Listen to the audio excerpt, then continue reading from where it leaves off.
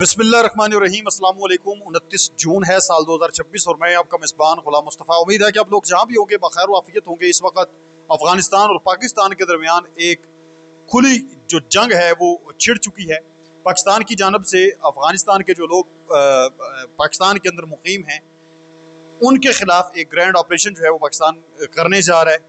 इससे मुतल्लक जो है वो ताज़ा डिटेल आप लोगों के साथ शेयर करनी है। और इसके साथ साथ हम बात करने जा रहे हैं कि तालिबान की जानब से पाकिस्तान के ऊपर हमलों की जो धमकियां हैं उनका सिलसिला अब शुरू हो चुका है, क्योंकि पाकिस्तान की जानब से वहाँ पर अटैक किया गया है। अफगानिस्तान के अंदर 3 सूबों को निशाना बनाया गया है। उससे पहले उन्होंने पाकिस्तान के अंदर जो है वो मुख्तलिफ जो दहशतगर्दी के वाक़यात हुए हैं, पाकिस्तान की सिक्योरिटी फोर्सेज का ये कहना है कि ये अफगानिस्तान की जानब से हुए हैं। इस वजह से उन्होंने कहा कि हम अफगानिस्तान के अंदर हमले किए हैं। तो अब उनकी जानब से भी मजीद हमलों की जो धमकियाँ वो सामने आ रही हैं। आज रात काबुल पर भारी जो है वो भरकम साबित होने वाली है। ईरान ने एक मरतबा फिर मैदान मार लिया है। पाकिस्तानियों के लिए जो है वो इस हवाले से उन्होंने एक अच्छी और खुशखबरी जारी कर दी है। आप लोगों से इल्तमास है, अगर आप इस चैनल पर नए हैं तो उसको लाजमी सब्सक्राइब कर लें और पाकिस्तान जिंदाबाद कमेंट सेक्शन के अंदर जो है वो ज़रूर लिखें। सबसे पहले तो नाज़रीन मोहतरम, ईरान ने एक बड़ा मैदान मारा है। गुज़श्ता 2-3 दिन तो अब ईरान और अमेरिका के दरमियान एक जंगी माहौल बना रहा, हमले भी होते रहे, एक दूसरे के ऊपर अटैक जो है वो जारी उसारी रहे। ईरान की जानब से अमेरिका की जो अड्डे मौजूद हैं मशरिक़ वस्ता के अंदर, उनको टारगेट किया गया, वहाँ पर हमले किए गए। और ईरान की जानब से अमेरिका की जानब से ईरान के अंदर हमले हुए। फिर ईरान ने अपने हुर्मुज़ के अंदर मुख्तलिफ बहरी जहाज़ों को तबाह किया। तो आज अल्हम्दुलिल्लाह 29 जून को एक मरतबा फिर आप कह लें कि इनका अमन मुआहदा हुआ है, यानी बातचीत हुई है, हमले रोक दिए गए हैं। तो अब ये आज 29 जून को ये इन्होंने काम किया। और इसके साथ साथ जो ईरान के सदर हैं मसूद पज़ेश्कियान, उन्होंने ऐलान किया है कि $6 बिलियन जो हैं मुंजमद हमारे हिसाब से टोटल $12 बिलियन हैं, उनमें से $6 बिलियन जो है वो कतर से पहली किस्त अब जारी हो रही है। बाकायदा इसका मैकानिज़म जो है वो तैयार हो रहा है। और मज़ीद खबर जो है वो ये भी सामने आ रही है कि अब ये जो हमले इन्होंने रोके हैं आपस में, उसमें ये होगा कि अब ये जो है वो एक मरतबा फिर मिलकर बैठने जा रहे हैं और मिलकर जो है वो बात करने जा रहे हैं। कतर के अंदर ही बैठेंगे, वहाँ पर जो है वो बातचीत होगी और मज़ीद बातचीत के प्रोसेस को आगे बढ़ाया जाएगा। जो सैयद अब्बास अराग़ची हैं, ईरान के जो वज़ीर ख़ारजा हैं, उन्होंने नाज़रीन मोहतरम एक स्टेटमेंट भी जारी की है। खबर ये सामने आ रही है कि हालिया दिनों में अमेरिका ने ईरान पर हमले किए थे। ईरान ने भी जवाब में बहरीन और दीगर जगहों पर रद्द-ए-अमल दिया। अब तनाव कम करने के लिए कतर में बातचीत शुरू हो रही है। 30 जून को बातचीत शुरू, यानी कल। ये जून 2026 के अमेरिका ईरान मुआहदे का तसलसल है, जिसमें अपना हुर्मुज़ खोलने और मुआशी मसाइल को हल करना शामिल है।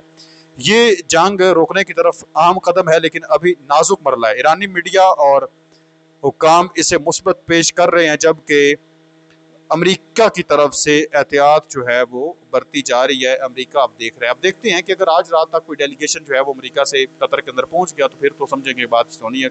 ईरान तो नज़दीक है, उसने तो फ़ौरन पहुंच जाना है। अगर नहीं पहुंचता फिर आप कह लें कि बातचीत जो है वो किसी हद तक जो है वो मनसूख हो सकती है या फिर बातचीत नहीं हो सकती। इसके साथ साथ Iran and Oman have convened the जो है meeting of joint committee on the state of Hormuz in Muscat. Muscat के अंदर ईरान और ओमान जो है वो मिलकर एक मीटिंग जो है वो करने जा रहे हैं। एक जॉइंट कमेटी जो है वो बाकायदा बनेगी और उस पर जो है वो आगे फिर ये बातचीत करेंगे कि स्टेट ऑफ हॉर्मज को किस तरह से ओपन करना है। क्या ईरान ओमान जो है उसने भी उसमें से कुछ चीज़ें लेनी है या नहीं लेनी, यानी जो टोल टैक्स वगैरह है उन चीज़ों को देखा जाएगा।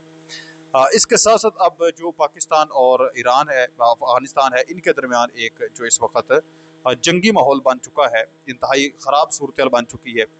सबसे पहले तो मैं आप लोगों को बताता चलूँ कि आज जो खबर सामने आई है कि मुल्क भर में गैर कानूनी मुकीम अफगान शहरियों की गिरफ्तारी के लिए बड़े क्रैकडाउन का फैसला कर लिया गया। वफाकी वजारत दाखिला ने 10 जुलाई की हतमी डेडलाइन भी मुकर्रर कर दी है। वजारत दाखिला रोज़ाना की बुनियाद पर रिपोर्ट जमा करेगी। मुल्क से अब तक 24.5 लाख से ज़ायद गैर कानूनी मुकीम अफगान बशिंदों को वतन वापस भेजा जा चुका है। वजारत दाखिला ने सूबाई चीफ सेक्रेटरीट और IGs और इस्लामाबाद इंतज़ामिया को सख्ती से अमल दरामद की हिदायत कर दी है। यानी उन्होंने कहा है कि बिल्कुल कोई जो है वो नरमी नहीं करनी, और वो लोग जो गैर कानूनी तौर पर रह रहे हैं उनको आप निकालें ताकि वो वीज़ा लेकर मुल्क पाकिस्तान के अंदर दाखिल हों, या जैसे भी रहना है, लेकिन गैर कानूनी तौर पर उनको कोई हक नहीं पहुँचता कि वो पाकिस्तान के अंदर रहें। ये पाकिस्तान की जानब से अब एक हतमी आखिरी और बड़ा फैसला कर लिया गया है। अब भी बड़ी तादाद में लोग जो हैं वो अफगानिस्तान के पाकिस्तान के अंदर मौजूद हैं। अब पिछली मरतबा तो ऐसी सूरत हाल थी, यहाँ तक ऐलान हो गए थे कि जो लोग उनको पनाह दे रहे हैं उनके खिलाफ भी एक्शन हो सकता है। लिहाजा इस हवाले से आप जो है वो लाजमन थोड़ी चीज़ें देख लें। जिनके पास गैर कानूनी मुहिम अफगान शहरी रह रहे हैं तो उनको भी मसला हो सकता है, वो भी गिरफ्तार हो सकते हैं, उनको पनाह देने के जुर्म में। ये भी पाकिस्तान का एक इस हवाले से एक सिनेरियो है, एक मैकेनिज़्म जो है वो तैयार है। अब देखें, पाकिस्तान की जानब से हमला हुआ अफगानिस्तान के अंदर, 3 सूबों को टारगेट किया गया, पख्तिया को, पख्तीका को और कुनाड़ को। आगे फिर इनके जो इलाके हैं और ज़िले हैं मुख्तलिफ, उनको टारगेट किया गया। अफगानिस्तान का कहना है कि 150 से ज़्यादा हमारे लोग ज़ख्मी हुए हैं और 38 या 40 के करीब हमारे लोग जो हैं वो मारे गए हैं। पाकिस्तान का कहना है कि हमने सिर्फ और सिर्फ दहशतगर्दों के ठिकानों पर हमला किया है और हमने 28 से 29 दहशतगर्द हैं वो मार दिए हैं, जिनका हाथ था जब हालिया कराची के अंदर एक धमाका हुआ है और इसके साथ साथ जो मुख्तलिफ इंसिडेंट हुए हैं, हमने बुनियादी तौर पर उनको जो है वो निशाना बना दिया है। और पाकिस्तान ने यह फ़िज़ाई कार्रवाई की, यानी हमारे जो कह लें कि जंगी त्यारे हैं वो गए और उन्होंने वहाँ पर जाकर ये तबाही फेरी और बिल्डिंग्स और वो तमाम चीज़ें, ढांचे इस वक्त सोशल मीडिया के ऊपर काफ़ी ज़्यादा वायरल हो रहे हैं। अब नाज़रीन मोहतरम, एक खबर ये सामने आ रही है कि जो अफ़गानिस्तान की जानब से उनके ज़बीउल्लाह मुजाहिद हैं स्पोक्स पर्सन, बुनियादी तौर पर जो है वो उनको ज़ाहिर किया जा रहा है। एक ऑडियो जो है वो भी पश्तो में चलाई गई है साथ उनकी, अब या उनकी है या किसी और की है, बार ये चलाई जा रही है। और साथ जो है वो ईरान से ही, अफ़गानिस्तान से ही, आप अगर देख सकें तो अफ़गानिस्तान से ही इसको जो है वो ऑपरेट किया गया है, जिसमें पाकिस्तान के ऊपर हमलों की धमकियाँ जो हैं वो दी गई हैं। अमारत इस्लामिया अफ़गानिस्तान की वजारत ख़ारजा ने काबुल में पाकिस्तानी सफारतखाने के नाज़िम उल अमूर को तलब करके अफ़गान फ़िज़ाई हदूद की खिलाफ वर्जी और कुनाड़, पख्तीका और पख्तिया सूबों में शहरियों के घरों पर फ़िज़ाई हमलों पर शदीद एहतिजाज रिकॉर्ड किया है। यानी जो पाकिस्तान के वहाँ पर मौजूद हैं सफारतखाना है जो पाकिस्तान का काबुल के अंदर जो मौजूद है, वहाँ पर जो पाकिस्तानी मंदब मौजूद हैं उनको बुलाया गया है और उनके सामने एहतजाज किया गया है कि ये आपने अच्छा नहीं किया जो हमारे यहाँ आपने अटैक किया। वज़ारत ख़ारजा ने हमलों को बैनुल अक़वामी असूलों, इंसानी क़वानीन और मुल्कों की कौमी खुद मुख्तारी की सरी खिलाफवर्जी करार देते हुए इनकी शदीद मज़म्मत किया। अच्छा, जो धमकी दी जा रही है, धमकी अब अफ़गानिस्तान की जानब से ये सामने आ रही है, जो चीज़ें वहाँ उनका मीडिया शेयर कर रहा है कि हम जो है वो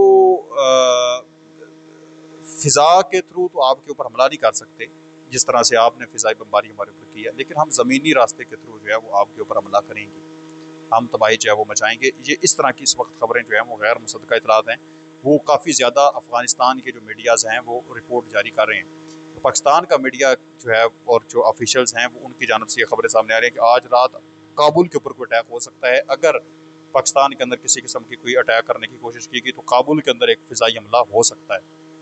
तो आप कह सकते हैं कि आज रात इंतहाई आम है। पाकिस्तान के लिए ईरानियों ने एक बड़ा फ़ैसला किया है कि जो फनरल तकरीबात हैं वहाँ पर ईरान के अंदर जो उनके शहीद खमनाई हैं उनकी जो नमाज जनाजा होनी है वहाँ पर, तो उसके लिए जो पाकिस्तानी हैं उनको जो है वो फ्री वीज़ा दिया जाएगा। वीज़ा दिया जाएगा लेकिन उसकी कोई फ़ीस नहीं ली जाएगी। 10 दिन का ये वीज़ा होगा, आपने बताना है कि हम जनाजे के लिए जा रहे हैं, तो वो आपसे कोई फ़ीस नहीं लेंगे। वैसे इनका टूरिस्ट वीज़ा है वो 8-9-10 हज़ार रुपये उसके कास्ट आ जाती है, नॉर्मल फ़ीस है। लेकिन जो बंदा अप्लाई करता है वो भी 2-4 हज़ार ले लेते, 10-15 हज़ार रुपया खर्चा आता है। ये ई वीज़ा है, आप अप्लाई कर सकते हैं और ले सकते हैं और फिर आप जा सकते हैं। ये पाकिस्तानियों के लिए उन्होंने एक अच्छा कदम उठाया। तो नाज़रीन मोहतरम, आप इस तमाम सूरत पर क्या कहते हैं ज़रूर बताएं। मिलते हैं एक और नई वीडियो में, तब तक अल्लाह निगहबान। पाकिस्तान हमेशा